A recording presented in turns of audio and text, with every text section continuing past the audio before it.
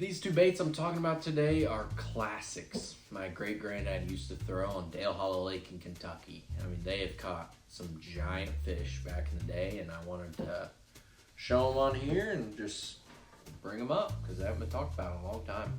The first one is the Pedigo Spin Right. This bait was invented in 1956 by Cecil Pedigo in Bowling Green, Kentucky. My great-granddad lived in the area, and he found these shortly after.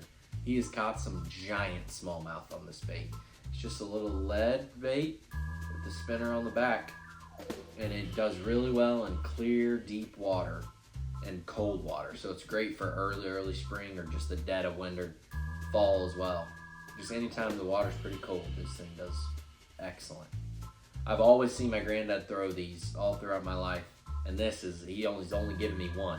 He stopped making them in the late 70s. I think he sold out to Uncle Josh's, and they stopped making the bait. But my granddad never stopped throwing them. He got tons of these for free when he was making them in the 70s.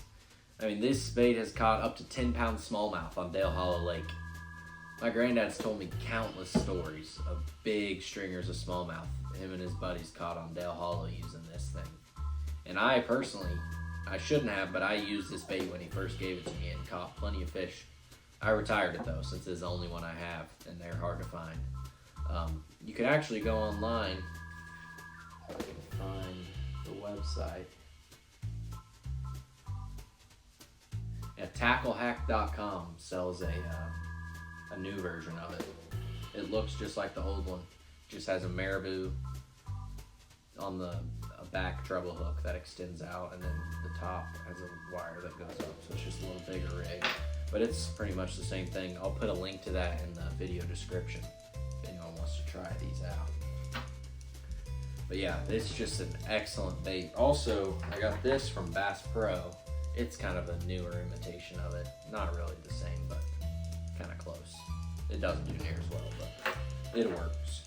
So some history on the Spin Right. Billy Westmoreland made it really popular bait in the 70s, fishing on Dale Hollow. My granddad has a story on Dale Hollow where he was there with his buddy, I don't know what decade, probably 60s or 70s. And he was out there, they were fishing at night, and he was throwing a Spin Right. And he says that he hooked one that was all of 10 pounds. Fought it for over 10 minutes, finally got it to the boat, and told his buddy to get the net, and he hit it on, they had a little lantern so that they could see as they ran down the lake back then. He hit the net onto the lantern and it rattled. It was an aluminum boat. It rattled the whole thing, and the fish, it was pretty much done at that point, but that kind of spooked it. So it swam under the boat, came up with the line caught in between the outboard and the boat, jumped and threw the Spin Right out of its mouth. That's a story I'll never forget. My granddad said he sat down, and that's the closest he's been to crying on the water.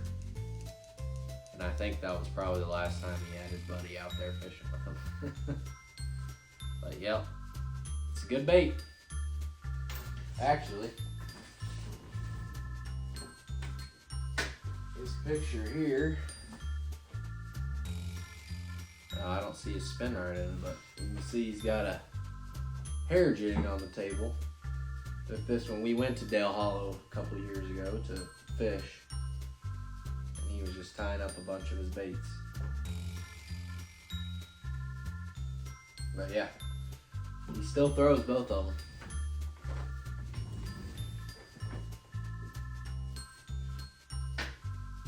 Here's actually a newspaper clipping on the screen that shows a big stringer of smallmouth my granddad caught with this exact bait, so it works.